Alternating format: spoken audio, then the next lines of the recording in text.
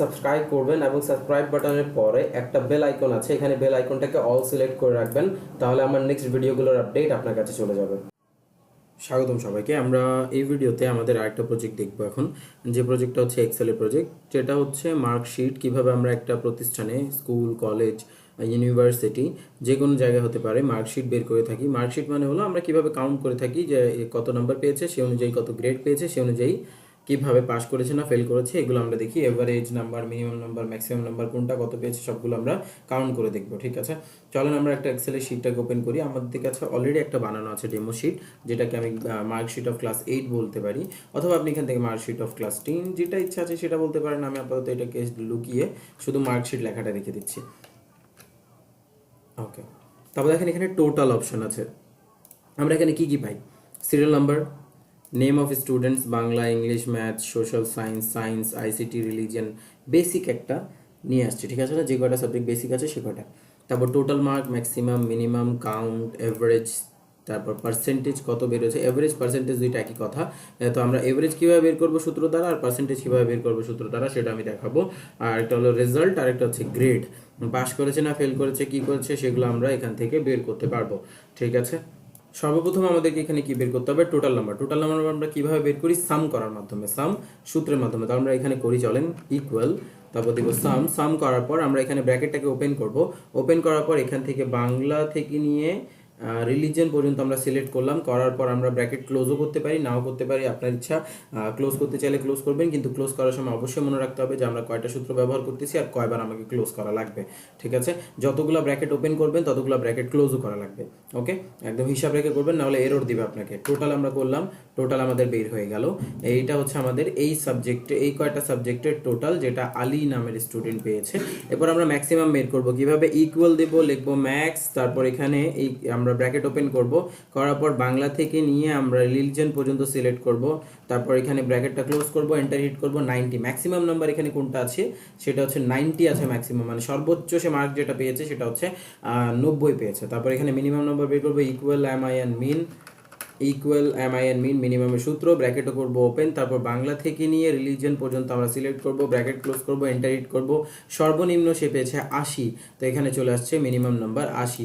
Count কিভাবে করতে হবে? অর্থাৎ এখানে কয়টা সাবজেক্ট আছে সেটা আমাদের কাউন্ট করতে হবে, কয়টা সাবজেক্ট আছে সেটা কাউন্ট করতে হবে। কিভাবে কাউন্ট করতে হয়? ইকুয়াল, আমরা কাউন্ট দিব, COUNT, কাউন্ট, তারপর ব্র্যাকেট করব ওপেন, দেন আমরা বাংলা থেকে নিয়ে এই পর্যন্ত সিলেক্ট করলাম, ব্র্যাকেট ক্লোজ করলাম, কাউন্ট করলাম। কয়টা সাবজেক্ট আসছে আমাদের? 60টা সাবজেক্ট আসছে। এবার আমরা এভারেজ কিভাবে বের করব? এভারেজ বের করার সূত্র আছে। তো আগে আমরা কি করতাম? মোট করতাম, তারপর ওটাকে আমরা ওই যে কয়টা সংখ্যা আছে সে কয়টা সংখ্যা দিয়ে ভাগ করতাম, তাহলে গড় বের হয়ে যেত। গড় বা এভারেজ একই কথা। ইকুয়াল দিব, আমরা এখানে এভারেজ লিখবো, সূত্র দ্বারা লিখবো। এবার ব্র্যাকেট ওপেন করব, তারপর বাংলা থেকে নিয়ে রিলিজিয়ন পর্যন্ত সিলেক্ট করবো, তারপর ব্র্যাকেট ক্লোজ করব, এন্টার হিট করব। তাহলে আমাদের এখানে, আচ্ছা এখানে একটা আর্গুমেন্ট মেনে বেশি দিয়ে দিছি আমি, আচ্ছা আর্গুমেন্টটা আমি সরাই দিয়ে আগে। ইকুয়াল দিব, দেওয়ার পর আমরা এখানে লিখবো AVG, অ্যাভারেজের শর্টকাট। তারপর ব্র্যাকেট ওপেন করব, বাংলা থেকে নিয়ে রিলিজিয়ন পর্যন্ত করব, ব্র্যাকেট ক্লোজ করব, এন্টার হিট করব। We type of formula with the table of average AVG। Okay, average বানান। ওকে, আমরা এখানে তাহলে পুরা ইয়েটা দিই, ইকুয়াল অ্যাভারেজ AV। ও আচ্ছা, পুরাটাই দিতে হবে। এভারেজ এখানে আবার শর্টকাট ইউজ হয় না, কোডিংয়ে শর্টকাট ইউজ হয়, সরি আমি এখানে ইউজ করতেছিলাম। পুরো এভারেজ লিখতে হবে, তারপর ব্র্যাকেট ক্লোজ করতে হবে, দেন হয়ে যাবে আমাদের এভারেজ মার্ক এখানে কত। আচ্ছা, এভারেজ মার্ক আমরা সূত্র দিয়ে বের করছি। যদি আমি আপনাদেরকে বলি এবার আমাকে প্রমাণ করে দেখান তো এত আসে কিনা, তাহলে পার্সেন্টেজ মান আপনি বের করে আমাকে দেখাতে পারবেন। পার্সেন্টেজ যে আমাদের ছোটোবেলার নিয়ম, গড় করা, equal total number divided by কয়টা সাবজেক্ট আছে? 60টা, তাহলে 60টা কাউন্ট দ্বারা ভাগ করলে আমাদের 85% চলে আসে। তো এই হচ্ছে আমাদের এভারেজ আর পার্সেন্টেজ। এভারেজ সূত্র দ্বারা করলাম, পার্সেন্টেজ আমি ম্যানুয়ালি করলাম টোটালকে কাউন্ট দ্বারা ভাগ করে। ঠিক আছে, এরপর আসবে রেজাল্ট, পাস নাকি ফেল। পাস নাকি ফেল, এটা কিভাবে করব আমরা, সেটা আমাদেরকে, এই দুইটা টপিক আমাদের একটু কমপ্লিকেটেড আছে, এই দুইটা আমাদেরকে ভালো করে বুঝতে হবে, রেজাল্ট আর গ্রেড। ঠিক আছে, এটা করার জন্য আমাদেরকে কি আছে? আমাদের ছোটবেলার শর্ত আমরা জানি, তাই না, যে আমাদের পরীক্ষায় পাশ করতে হলে 100-র মধ্যে 33 নাম্বারের উপরে অথবা 33 নাম্বার পাওয়া লাগতো। কেউ যদি 32 পায় তাহলে ফেল করে যাবে, কিন্তু 33 আর 33-এর উপরে পাইলে পাস করবে। তো আমরা রেজাল্ট ওইভাবে বের করব, পাস নাকি ফেল সেটা আমরা কার উপর নির্ভর করবে? যে কোনো একটা সাবজেক্টে আমরা 33-এর নিচে যেন না যাই। ঠিক আছে, তো সেটাই আমরা এখানে করব, লিখবো আমরা এখানে ইফের সূত্র ব্যবহার করব। আমরা ইফ, তারপর ইফ দেওয়ার পর সেটার ভেতরে আমরা দিব অ্যান্ড, কারণ আমরা একের অধিক লজিক ব্যবহার করব, কারণ এখানে আমাদের সাবজেক্ট অনেকগুলো আছে। তো আমরা সাবজেক্ট যেহেতু অনেকগুলো আছে, তো আমাদের সূত্র অনেকগুলো ব্যবহার করতে হবে, মানে লজিক অনেকগুলো ব্যবহার করতে হবে। চলেন আমরা এখানে লজিক বসাই। যেমন বাংলা, আমি দিলাম সাবজেক্ট বাংলা, এটাকে চেক করো গ্রেটার দেন অর ইকুয়াল 33 কিনা, অর্থাৎ 33-এর সমান অথবা 33-এর থেকে বড় কিনা, কমা। তারপর দেখবো আমরা English is greater than equal 33 কিনা, তারপর কমা। সেম ভাবে ম্যাথ গ্রেটার দেন ইকুয়াল 33 কিনা, কমা। সায়েন্স গ্রেটার দেন ইকুয়াল 33 কিনা, কমা। সোশ্যাল সায়েন্স ছিল, সায়েন্স গ্রেটার দেন ইকুয়াল 33 কিনা, কমা। আইসিটি গ্রেটার দেন ইকুয়াল 33 কিনা, কমা। রিলিজিয়ন গ্রেটার দেন ইকুয়াল 33 কিনা। এটা করার পর আমরা করে দেব অ্যান্ডের লজিক ক্লোজ, কারণ আমাদের লজিক সব দেওয়া শেষ। যদি অ্যান্ডের এই শর্তগুলো সত্য হয়, অর্থাৎ সবগুলো 33-এর বড় অথবা 33-এর সমান হলে আমরা কি করব, বসাবো হলো পাস। তো আমরা একটা ডাবল কোটেশন মার্ক দিব, ইফের রুলস অনুযায়ী বসাবো PASS, pass double quotation mark close. অর্থাৎ এটা ছিল আমাদের পজিটিভ ভ্যালু হলে, অর্থাৎ এই সকল শর্ত সঠিক হলে আমরা এটা করব, কমা। যদি সঠিক না হয় তাহলে কি করব, double quotation mark FAIL fail বসাবো, ডাবল কোটেশন মার্ক ক্লোজ, অর্থাৎ আমাদের নেগেটিভ ভ্যালু হয়ে গেল ক্লোজ, আমরা ব্র্যাকেট করে দেব ক্লোজ। ঠিক আছে, আমাদের ইফের ব্র্যাকেট আমরা করে দিলাম ক্লোজ, কিন্তু অ্যান্ডের ব্র্যাকেটটা আমরা আগেই ক্লোজ করে আসছি, আর ইফের ব্র্যাকেটটা এখন আমরা ক্লোজ করলাম। সূত্র আমাদের পুরো হলো, আমরা অ্যান্সার এন্টার ক্লিক করব। এখানে লেখা আছে পাস, কারণ ও কোনোটাতেই 33-এর নিচে পাইনি। ঠিক আছে, 33-এর নিচে পাই নাই। এবার আপনি দেখেন এখানে পাস চলে আসছে লেখা, ঠিক না?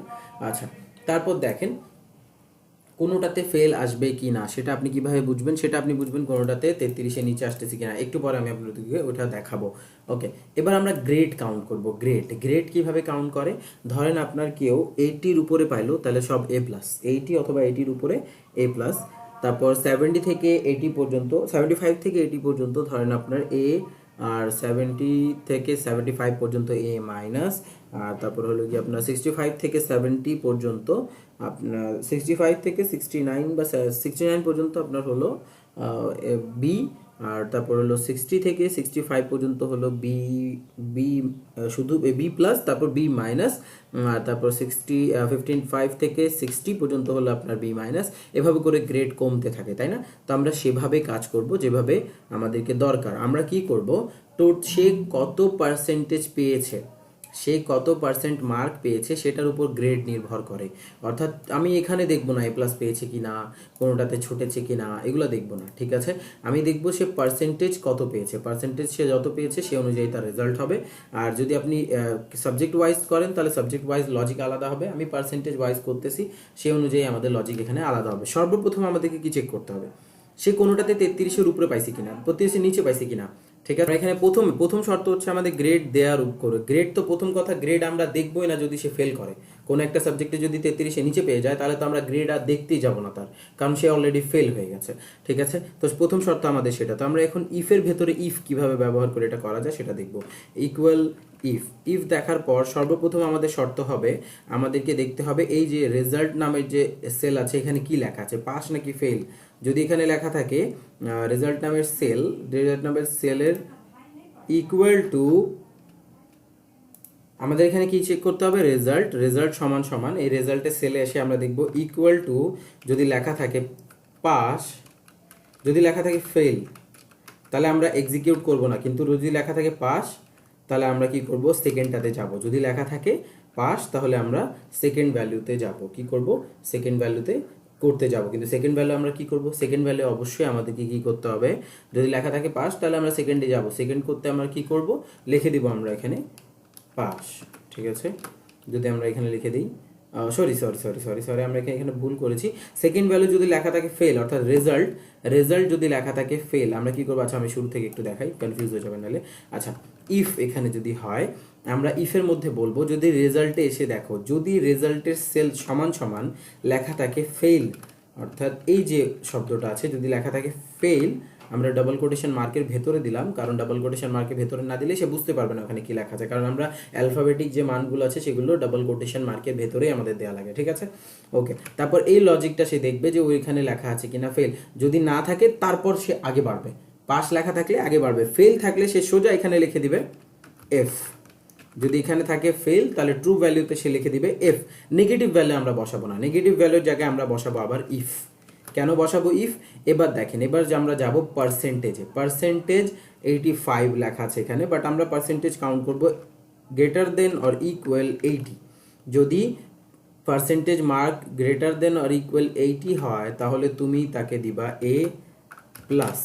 আমি ট্রু ভ্যালুতে দিয়ে দিলাম এ প্লাস, কমা, ফলস ভ্যালু আবার দিব না, আবার আমরা ফলস ভ্যালুতে লিখবো ইফ, ব্র্যাকেট করব ওপেন, তারপর আমরা করব পার্সেন্টেজ, আবার এটাকে আমরা equal greater than or equal দিব, গ্রেটার দেন অর ইকুয়াল 75, 75 এর সমান অথবা এর বড় হলে, আচ্ছা 75 ইকুয়াল না দিই আমরা 75 দিয়ে রাখি শুধু, তাহলে কি হবে 75কে ছেড়ে বাকি উপর পর্যন্ত 76 থেকে নিয়ে 80 পর্যন্ত সে কাউন্ট করবে, ঠিক আছে।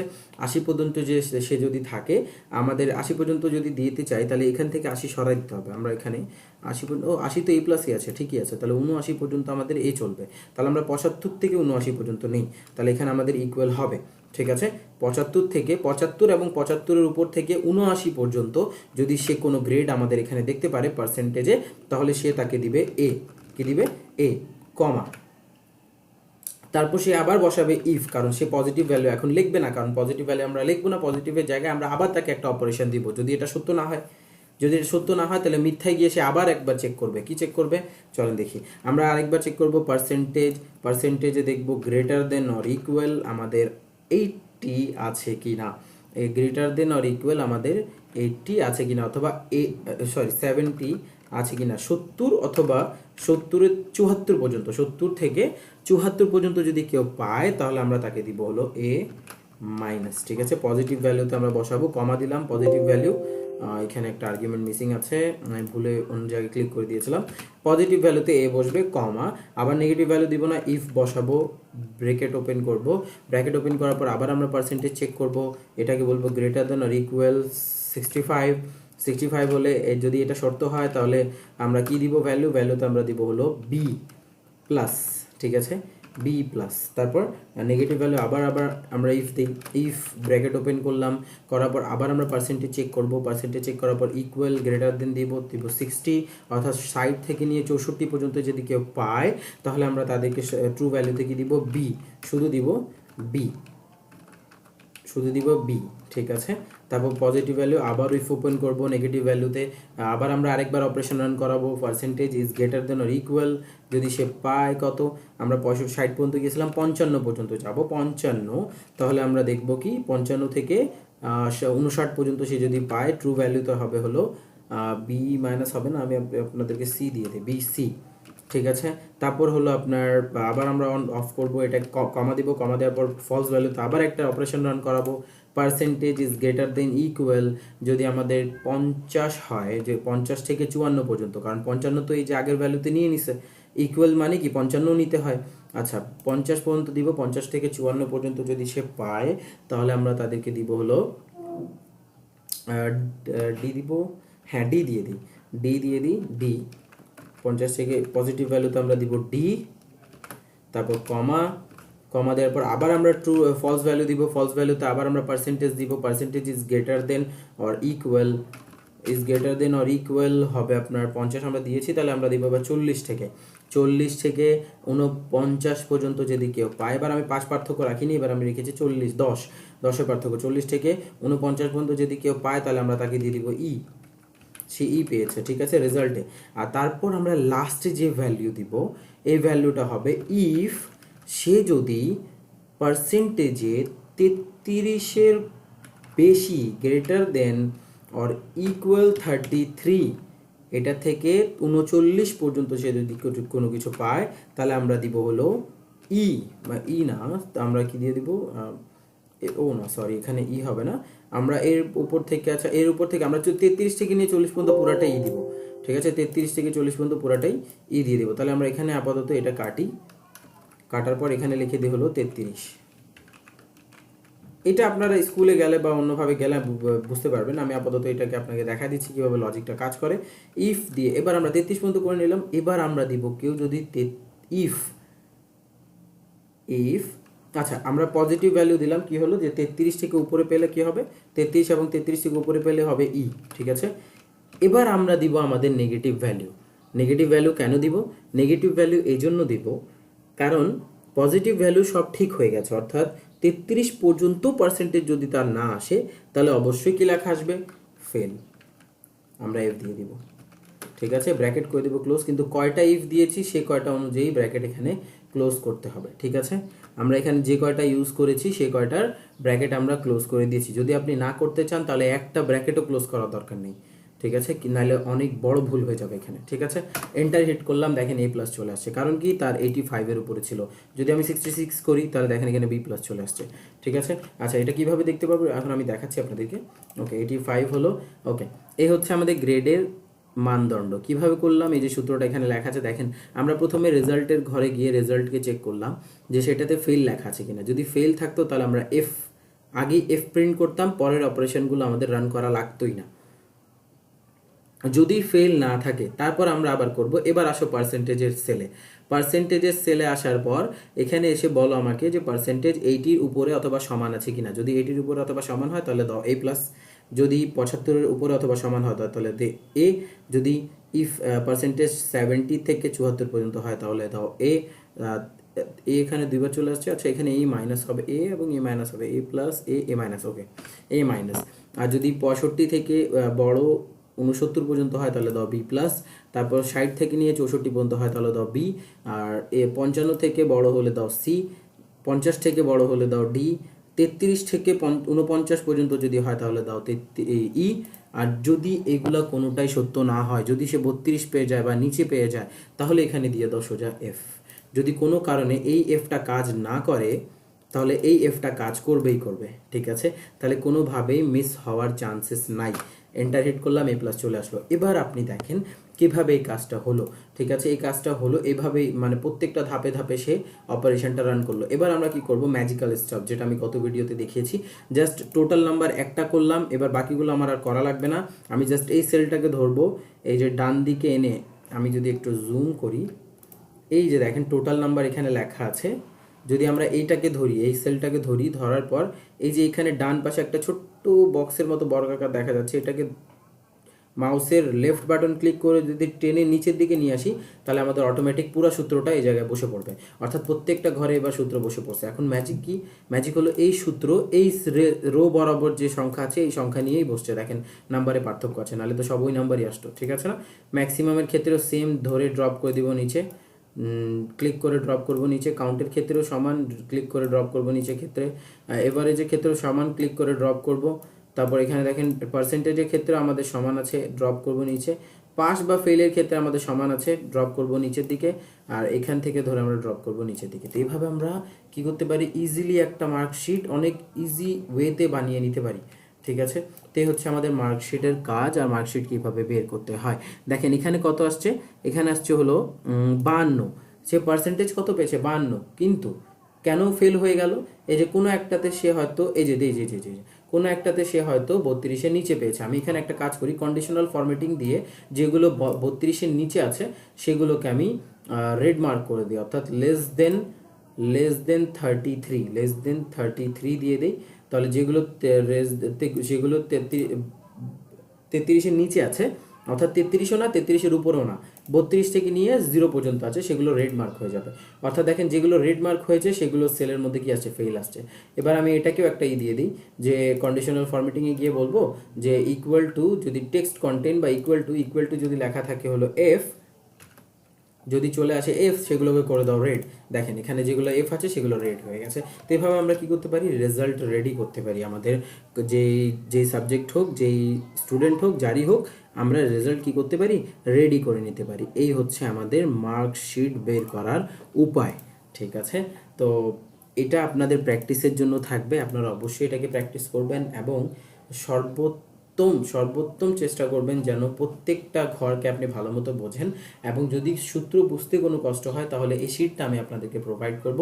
এখান থেকে এসে সূত্রটা দেখে আপনি যাচাই করে নিয়ে তারপর ভরসা হবে, তখন আপনি নিজে প্র্যাকটিস করবেন, ঠিক আছে। অথবা কয়েকবার এটাকে ঝালাই করে নিতে পারেন। এই শিটটা আমি আপনাদের দিয়ে দিব। আরেকটা প্রজেক্ট আছে, আরেকটা প্রজেক্টের পর এক্সেল সিরিজ শেষ হয়ে যাবে। ওই প্রজেক্টের পর আমি আপনাদেরকে এই পুরো শিটটা প্রোভাইড করে দিব প্রত্যেক ভিডিওতে।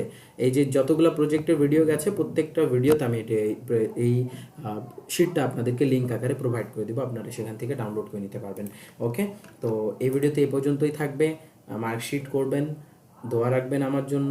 সুস্থ থাকবেন, ভালো থাকবেন, লাইক করবেন, সাবস্ক্রাইব করবেন, কমেন্ট করবেন এবং বন্ধুদের মাঝে ভিডিওটাকে শেয়ার করবেন অবশ্যই। আজকের জন্য এইটুকুই, ধন্যবাদ সবাইকে।